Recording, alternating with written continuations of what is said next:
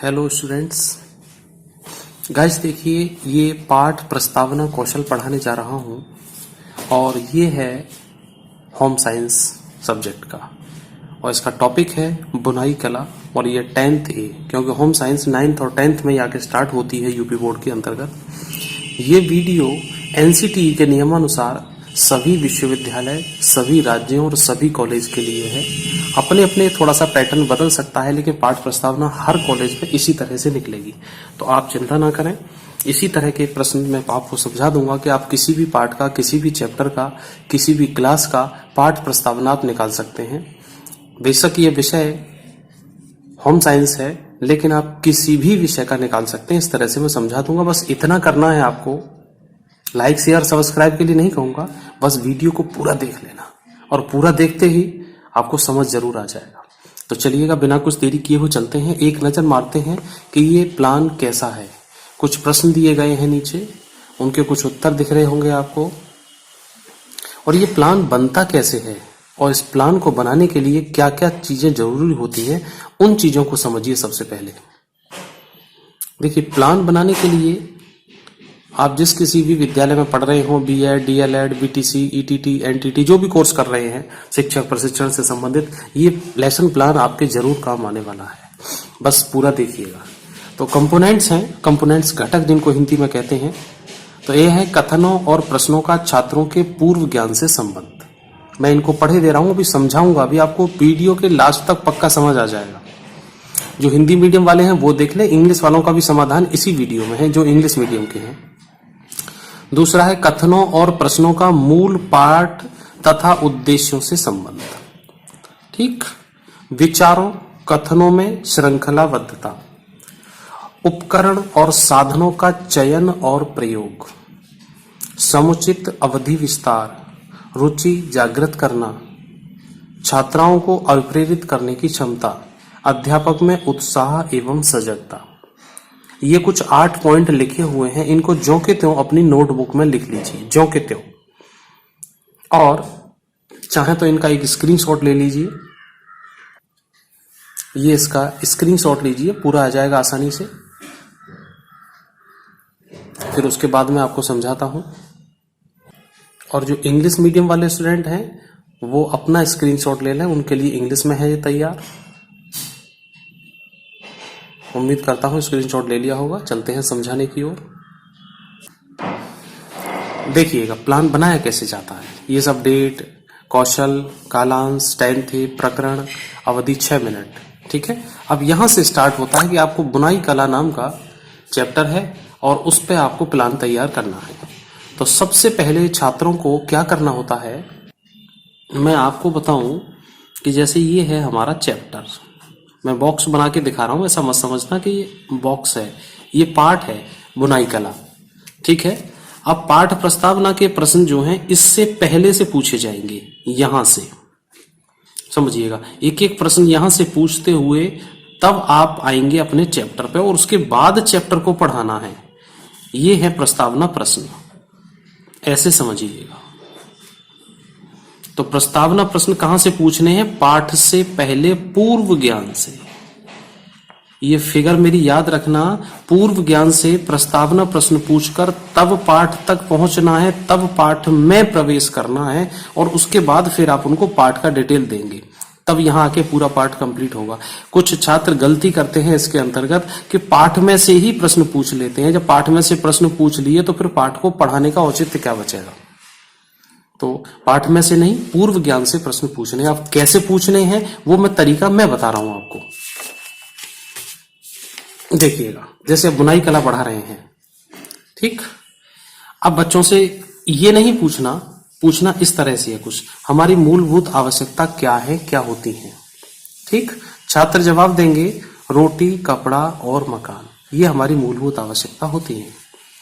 ठीक, दूसरा प्रश्न देखिए, सर्दियों में हम कैसे कपड़े पहनते हैं। बच्चे जवाब देंगे ऊनी वस्त्र, गर्म कपड़े, स्वेटर, जो भी जवाब दें वो। अभी देखिए दोनों प्रश्न हो गए। अभी बुनाई कला से संबंधित कुछ आया तो नहीं है। गर्म कपड़े कैसे बनाए जाते हैं, ऊन से बनाए जाते हैं, गर्म धागे से बनाए जाते हैं, कुछ से भी कहिए। ऊनी वस्त्रों का निर्माण कैसे करते हैं, ऊन के फंदे बनाकर सिलाइयों की सहायता से किया जाता है। कुछ ऊनी वस्त्रों के नाम बताइए। अब देखिए, अब दिख रहा होगा, ऊनी वस्त्रों के नाम बताइए। टोपा, मोजा, jacket, Jersey, sweater, full sweater, कुछ भी कहिएगा उनको। ठीक, तो इस तरह से उन्होंने बच्चों ने बताया। अब जैकेट बनाने के लिए कितने नंबर की सिलाइयों का प्रयोग करना है। ठीक, अब यहां पे आके कुछ ऐसा लग रहा है कि जैकेट को, स्वेटर को बनाने के लिए कुछ जो औजार चाहिए सिलाई टाइप के, वो कितने नंबर के होंगे। अब कुछ हम गहराई में प्रवेश कर रहे हैं। तो जैकेट बनाने के लिए कितने नंबर की सिलाइयों का प्रयोग किया जाता है। तो जैकेट बनाने के लिए 11 नंबर की सिलाइयों का प्रयोग किया जाता है। हो सकता है छात्र ये उत्तर दें और ना दें, निरुत्तर भी हो सकते हैं। तो ऐसा आप ना करें कि बच्चों को निरुत्तर ही करना है। बहुत सी जगह पे ऐसा है कि छात्र बिल्कुल यहाँ निरुत्तर हो जाए। अरे क्या बात है भाई, बच्चों का ज्ञान है, हो सकता है उनके पास कुछ नॉलेज हो। और उसके बाद फिर आपको बोलना है कि छात्रों, ये उद्देश्य कथन है।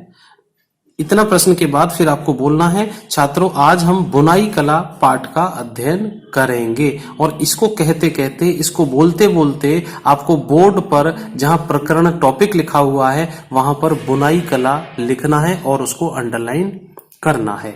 अब आप आधा अधूरा कुछ समझ आया होगा, मुझे उम्मीद है। अभी तक पूरा समझ नहीं आया होगा, क्योंकि पूरा अब समझ में आएगा। यहां से समझना शुरू करें आप दोबारा से। अब देखिए, इसके अंदर लेसन प्लान की कॉपी बड़ी ऐसी छोटा करके दिखाना पड़ रहा है। बुनाई कला आपका टॉपिक है और ये पहले 5 प्रश्न तक बुनाई कला नाम की कोई चीज इसमें शामिल नहीं की गई है। उससे पहले के पूर्व ज्ञान से संबंधित ही प्रश्न पूछे गए हैं। और जो 6वां प्रश्न है वहां पर आके बुनाई से संबंधित कुछ टेक्निकल जानकारी बच्चों से ली जा रही है, जहां पे आके बच्चे को जवाब भी दे सकते हैं, अटकते हैं, और उसके बाद हम पहुंचते हैं यहां तक। ठीक, तो इस तरह से आपको पूर्व ज्ञान से संबंधित प्रश्न पूछने हैं, पर डायरेक्ट बच्चों से नहीं पूछना कि बुनाई कला क्या होती है, बुनाई कला के बारे में आप क्या जानते हैं। तो ऐसे नहीं करना है। आप प्रश्न देखने के बाद एक बार दोबारा से मैं आपको घटक की ओर लिए चलता हूं, ताकि आपको कंप्लीट अब समझ में आएगा। कथन प्रश्नों का छात्रों के पूर्व ज्ञान से संबंध। अब मैंने आपको अभी सारे प्रश्न समझाए तो उस था कि नहीं था। ठीक, कथनों और प्रश्नों का मूल पाठ और उनके उद्देश्य से संबंधित, ये अभी था, पूरा मूल पाठ से संबंधित थे, कहीं इधर उधर की फालतू बातें तो नहीं थी। विचार और कथनों में श्रृंखलाबद्धता, वो भी थी। उपकरण और साधनों का चयन और प्रयोग, यहाँ पे आप कोई टीचिंग एड दिखा सकते हैं, सिलाई दिखा सकते हैं, कुछ गर्म कपड़े दिखा सकते हैं, या कुछ और जो भी है। समुचित अवधि विस्तार, अवधि विस्तार भी हमारा पूरा था। हालांकि इसमें 6 प्रश्न थे, आप कम से कम 4 प्रश्न कर सकते हैं, अधिकतम 6 कर सकते हैं, लेकिन टॉपिक के अकॉर्डिंग ही रहता है ये। रुचि जागृत की, बच्चों को रुचि जागृत हुई, सब गर्म कपड़े कैसे बनाए जाते हैं, उनको एक उत्सुकता हुई, और उत्सुकता की जानकारी उनको फिर उसी तरह से पाठ के माध्यम से शांत की जाएगी। छात्रों को, छात्राओं को अभिप्रेरित करने की क्षमता, वो भी है सब। अध्यापक में उत्साह और सजगता, ये आपका एक्साइटमेंट है। और ये एक्साइटमेंट जब आता है टीचर और प्यूपिल टीचर में, कि जितना उसको टॉपिक पाठ क्लियर अच्छी तरह से खुद तैयार होगा। तो ये अब समझ में आगे होंगे। ये जिनको ना समझ में आए हो, अभी भी पूरा वीडियो दोबारा देख लेना। एक बार फिर आपको इधर रिवीजन करा रहा हूं। बुनाई कला से संबंधित हमने कुछ प्रश्न पूछे। मूलभूत आवश्यकताएं क्या हैं, सर्दियों में कैसे कपड़े पहनते हैं, गर्म कपड़े कैसे बनाए जाते हैं।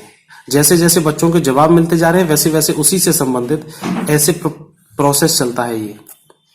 इसीलिए कहते हैं कथन और प्रश्नों का छात्रों के पूर्व ज्ञान से संबंध। पूरे लेसन प्लान को चाहो तो आप उतार लेना धीरे धीरे करके, मैंने पूरा स्पष्ट दिया हुआ है। 3 प्रश्न हो गए, कोई बुनाई कला से संबंधित प्रश्न नहीं। चौथा प्रश्न है, ऊनी वस्त्रों का निर्माण कैसे करते हैं। यहां भी आपके टॉपिक से संबंधित कुछ नहीं है, उससे पहले से ही है। और ऊनी वस्त्रों के नाम बताने हैं, यहां भी कोई बुनने से मतलब नहीं है। और जो बुनाई का नंबर आया है वो यहां पर आया है 6ठे प्रश्न में। और 6 प्रश्न करने के बाद फिर छात्रों, आज हम बुनाई कला से संबंधित या बुनाई कला पाठ का विस्तृत अध्ययन करेंगे। आप कुछ भी कैसे भी बोल सकते हैं, बड़ी एक्साइटमेंट के साथ। पूरा प्लान अब मैंने आपको समझा दिया, उम्मीद करता हूं समझ में आ गया हो। जिनके कम समझ में आया हो, इसी वीडियो को दोबारा देख लेना। अब आप समझ रहे होंगे कि ये सब क्या है। ये सब क्या होता है, ये टैली और घटक होते हैं। मैं आपको 1 मिनट में समझाई दे रहा हूं। हालांकि मेरा अलग से भी वीडियो है, लेकिन आप उसको देख लें, नहीं तो मैं 1 मिनट में समझाई दे रहा हूं आपको।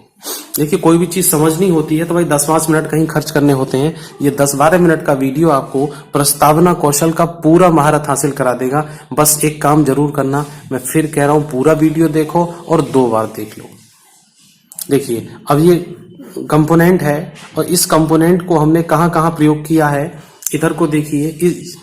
ये कंपोनेंट जिस जिस प्रश्न के आगे हमने यूज किया है, जिस प्रश्न में इसकी प्रासंगिकता है, उस प्रश्न के आगे कंपोनेंट का नंबर लिख दो। जैसे 1 नंबर पे है कथन और प्रश्नों का छात्रों के पूर्व ज्ञान से संबंध, तो पूर्व ज्ञान से संबंध ये 1 2 3 4 5 6 जगह हमने लिया है, 6 प्रश्न में लिया है। तो उसका टैली हम यहां लगा देंगे, 1 2 3 4 और ये 5 और एक ये 6। ये सब समझते होंगे, सबने पढ़ा होगा। ये टैली लगाना तो 9th और 10th में खूब सिखाया जाता है। 1 2 3 4 और ये 5 और ये 6।